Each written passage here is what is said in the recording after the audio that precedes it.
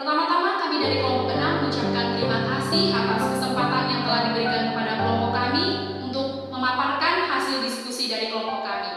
Kami dari kelompok 6 yang beranggotakan Agustinus Fat Paulus, David Anggoro Putro, saya sendiri Herina Lestari Dami, Febriana Alfiani, dan Margareta Erina.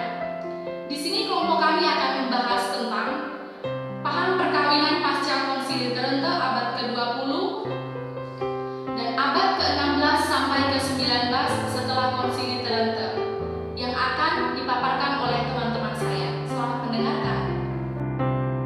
Siapa yang menerimakan sakramen perkawinan?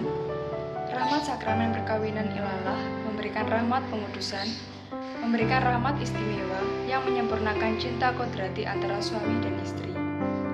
Pada zaman pasca Konsili Trente, antara kontrak perkawinan dan berkat perkawinan menjadi hal yang diperdebatkan. Mana yang menjadikan sakramen perkawinan menjadi sebuah sakramen? Para tokoh gereja, antara lain Paus Pius ke-6, Paus Pius ke-7, Paus Pius ke-9, dan Paus Leo ke-13 menyatakan bahwa kontrak perkawinan yang menjadikan sakramen perkawinan itu menjadi sebuah sakramen.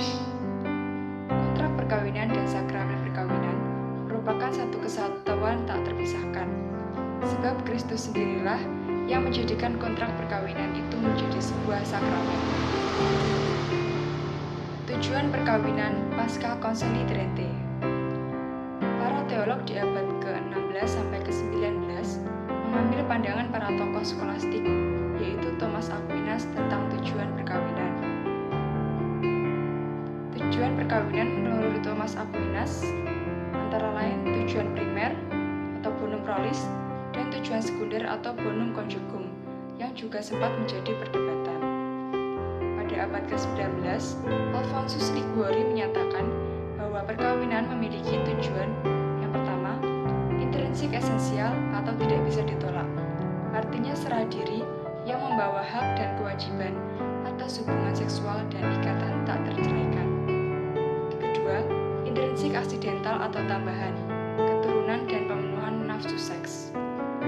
Pada abad ini, para teolog lebih menekankan pada tujuan prokreatif dari perkawinan, namun tujuan unitif dari perkawinan juga tidak terkalahkan. Tak terceraikan dari perkawinan. Tokoh gereja mengajarkan hanya perkawinan ratum et consumatum berciri tak terceraikan, meski perkawinan lain juga mempunyai ciri itu dalam kadar tertentu. Paus berwenang menceraikan perkawinan ratum sed non consumatum maupun perkawinan consumatum sed non ratum. Sebab perkawinan sah karena ada kontak dan hubungan seksual. Perkawinan ratum et consumatum yang melambangkan hubungan Kristus dan gereja. Ketika misi gereja meraba daerah yang memiliki budaya poligami, gereja juga mempertahankan monogami. Gereja menyatakan bahwa laki-laki yang mempunyai istri lebih dari satu ketika ingin dibaptis boleh memilih salah satu istrinya yang juga mau ikut dibaptis. Abad ke-20. Tujuan perkawinan abad ke-20. Pada abad ini, tujuan primer dan sekunder perkawinan menjadi perdebatan. Perkawinan menurut KHK 1917 ialah kesatuan tetap seorang pria dan wanita yang diangkat menjadi sakramen oleh Yesus Kristus, yang diteguhkan dengan persetujuan kedua belah pihak secara sah. KHK 1917 ditegaskan bahwa tujuan primer pernikahan ialah untuk memperoleh keturunan dan tujuan sekundernya ialah saling membantu dan memenuhi hawa nafsu. Pemenuhan kemampuan bersetubuh suami istri sangat penting, sebab dalam hubungan seksual terjadi kesatuan kasih suami istri, tujuan esensial. Prokreasi adalah tujuan aksidental atau tambahan, sebab tidak semua hubungan seksual dapat menghasilkan keturunan. Ciri-ciri perkawinan ada dua. Pertama, ciri monogam. Paus Pius ke-12 menegaskan bahwa perkawinan berciri monogam berdasarkan hukum ilahi dan dilaksanakan berdasarkan cinta yang kuat. Kedua, ciri tak terceraikan. Paus Pius ke-12 menyatakan bahwa Yesus menolak sama sekali perceraian, tetapi juga menegaskan kembali bahwa hanyalah matrimonium ratum et consumatum yang sepenuhnya tak dapat diceraikan. Konsili Vatikan II. Pada abad ini konflik antara tujuan primer dan sekunder saling bersaingan.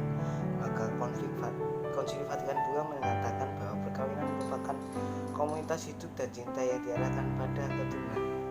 Maka tujuan yuridik dan prokreatif disatukan sehingga tidak ada hierarki dari tujuan yuridik dan prokreatif.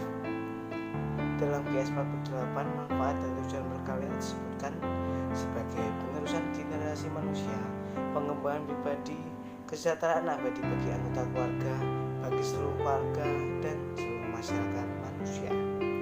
Konsili Vatikan II menyebut bahwa perceraian dan poligami merupakan tindakan yang mengaburkan keluhuran dan martabat perkawinan. Pembatasan kelahiran.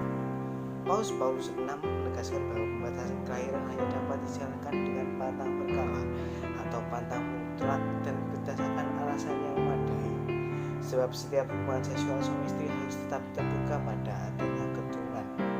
Sehingga pembatasan kelahiran yang menutup adanya keterbukaan terhadap keturunan merupakan tindakan yang immoral. Dari segi teologi, Paus VI menegaskan bahwa cinta suami istri menjadi dasar perkawinan. Cinta itu yang menciptakan komunio, yang membuatkan tumbuhnya komunitas dalam keluarga. Cinta suami istri itu harus mempunyai sifat manusiawi, penuh, setia dan eksklusif dan terbuka pada